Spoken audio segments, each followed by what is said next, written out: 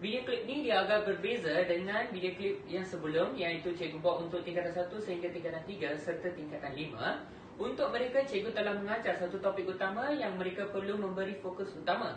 Tetapi untuk pelajar tingkatan 4, cikgu lebih utamakan kepada teknik menjawab soalan dengan menggunakan kata tugas yang betul. Hal ini disebabkan ada segelintir pelajar daripada kamu masih tidak dapat menjawab ataupun memberi jawapan mengikut kehendak soalan. Jadi dalam klip ini, cikgu akan utamakan tentang teknik untuk menjawab soalan dengan lebih terperinci dan memperolehi markah yang sepatutnya pelajar bakal dapat dalam peperiksaan nanti. So, lihatlah video seterusnya tentang penerangan yang lebih jelas. Okey, baiklah pelajar-pelajar tingkatan 4. Seperti yang cikgu nyatakan tadi, kita perlu fokus kepada kata tugas. Kenapa? Disebabkan kita perlu faham kata tugas untuk menjawab jawapan dengan tepat. Jadi, ada pelbagai kata tugas yang perlu pelajar memberi fokus utama. Terutamanya untuk perkataan apakah. Yang ini pelajar memang dah familiar. Perkataan ini pelajar hanya perlu sertakan jawapan dalam bentuk fakta sahaja. Bermaksud jawapan lebih khusus dan spesifik. Tidak perlu sertakan dengan huraian. Manakala untuk perkataan bagaimanakah, selalunya untuk bagaimanakah, pelajar perlu sertakan fakta dengan huraian. Tapi pelajar perlu kena pasti satu, apabila memberi fakta dan huraian, pelajar perlulah menjawab mengikut kehendak soalan masing-masing, iaitu sama ada soalan menanyakan untuk 4 markah ataupun 6 markah. Jadi kalau 4 markah, pelajar tulislah mengikut 4 markah dengan adanya fakta dan huraian. Seterusnya, sesuatu yang berbeza, iaitu pelajar perlu bezakan dan buktikan.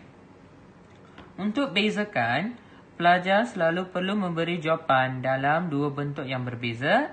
Yang pertama iaitu kelainan antara kedua-dua soalan ataupun ketidaksamaan antara soalan tersebut.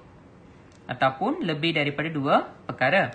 Dan untuk perkataan buktikan, pelajar boleh ambil jawapan ataupun gunakan jawapan daripada buku teks.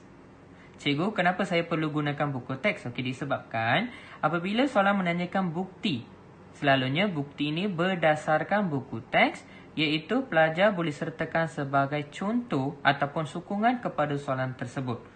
Manakala untuk jawapan cadangkan dia berbentuk soalan jenis kebat.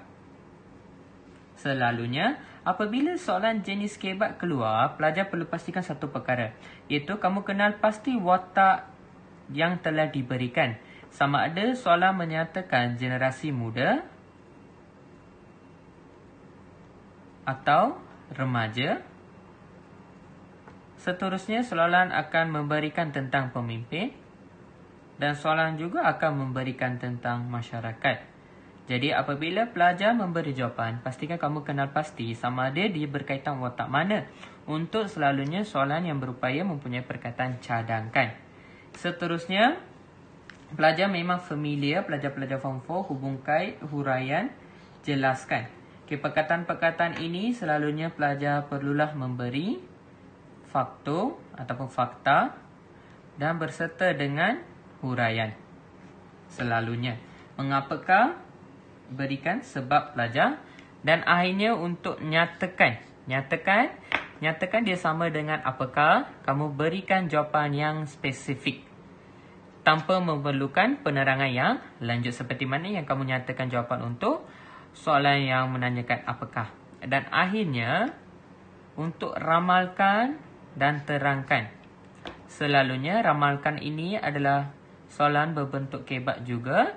Sama ada ramalan itu boleh berunsur positif ataupun boleh berunsur negatif. Dia mengikut keadaan soalan. Dan terangkan juga kamu perlu beri faktor campur dengan uraian. Dan sesuatu yang agak berbeza untuk para pelajar adalah soalan berbentuk adakah, setujukah dan wajarkah. Apabila pelajar melihat perkataan adakah, setujukah, wajarkah, pelajar harus menyatakan sama ada kamu ya setuju ataupun tidak, ataupun setuju ataupun tidak setuju, wajar ataupun tidak wajar. Kamu perlu memilih salah satu jawapan. Jika pelajar menyatakan ya, Dan pelajar perlu memberi sebab dan penerangan mengapa anda menyatakan ya untuk perkataan tersebut. Semua soalan ini berunsurkan soalan jenis keban yang perlu memberi idea dan pemikiran yang kritis. Terutamanya, kita lihat kepada satu contoh. Adakah perluasan kuasa masih berlaku pada abad ke-20 ini? Jika pelajar kata ya, kamu perlu berikan pendapat dan hujah anda. Jika anda kata ya, berikan sebab. Jika anda kata tidak, berikan sebab anda. Sama juga dengan perkataan wajarkah dan bersetujukah. Semua jawapan ini perlukan alasan anda. Apabila mempunyai perkataan hujah anda, alasan anda atau penjelasan anda, bermaksud semua soalan ini merupakan soalan jenis keban yang pelajar perlu memberi idea sendiri. Idea ini boleh berunsur positif ataupun negatif. Dia berdasarkan soalan. Dan pelajar juga perlu menjawab mengikut markah. Jadi cikgu harap pelajar-pelajar boleh faham dengan kata tugas yang berada dekat sini. Dan cikgu juga harap pelajar akan membuat latihan yang cikgu akan sertakan selepas tamat video ini, supaya kamu lebih memahami dan kamu dapat menguasai cara menjawab soalan dengan cemerlang. Sekian, terima kasih para pelajar.